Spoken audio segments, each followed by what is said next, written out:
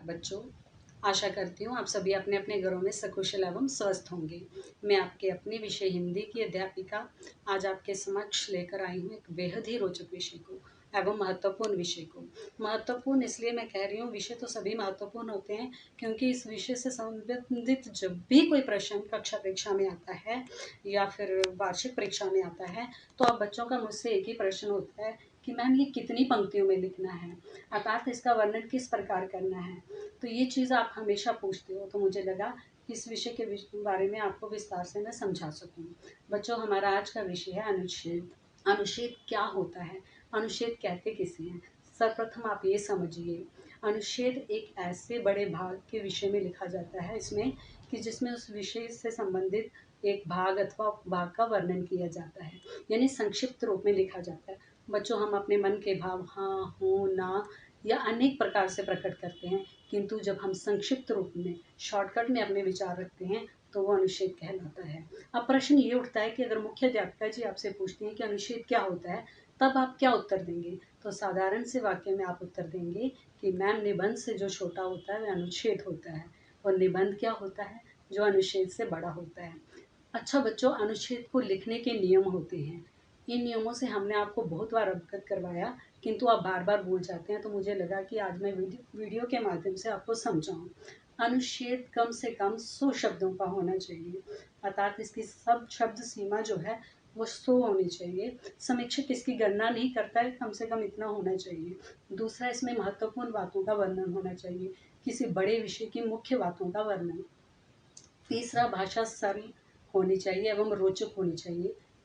चौथी ये बात रखी जाती है कि ये इतना प्रभावशाली होना चाहिए कि जो चीज़ आपसे पूछी गई है आप उसका उसमें वर्णन कर सकें।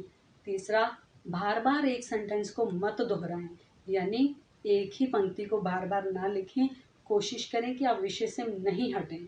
इन महत्वपूर्ण बातों का इसमें अनुच्छेद में ध्यान रखा जाता है। चलिए, आज मैं कोरोना वायरस नामक अनुच्छेद के माध्यम से आपको बताऊंगी कि किस प्रकार आप कम शब्दों में अपनी बात को रख सकते हैं। चलिए बढ़ते हैं विषय की तरफ। अनुच्छेद लेखन, आज का विषय सूक्ष्म वायरस कोरोना। इस विषय में आज का अनुच्छेद लिखा जा रहा है। कोरोना वायरस एक बहुत ही सूक्ष्म वायरस है। ये दिसंबर 2019 में चीन के वुहान शहर में शुरू हुआ था और देखते ही देखते पूरे विश्व में फैल गया। लोग तेजी से मरने लगे, इसलिए विश्व स्वास्थ्य संगठन WHO यानी वर्ल्ड हेल्थ ऑर्गेनाइजेशन ने इसे मार्च 2020 को वैश्विक महामारी घोषित कर दिया, यानी विश्व स्तर की महामारी। यह एक संक्रमित रोग है और मनुष्य के संपर्क में आने से फैलता है।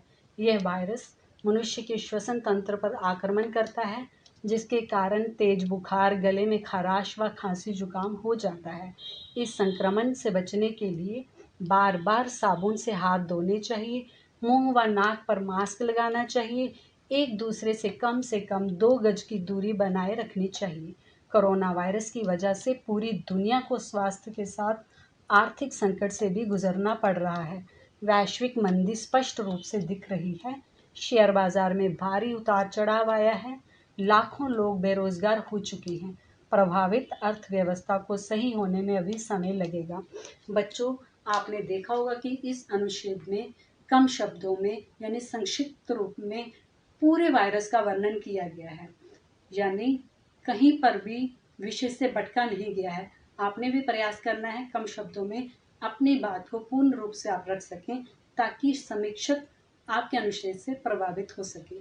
आशा करती हूँ आपको आज का विषय अच्छी तरह से समझ में आया होगा।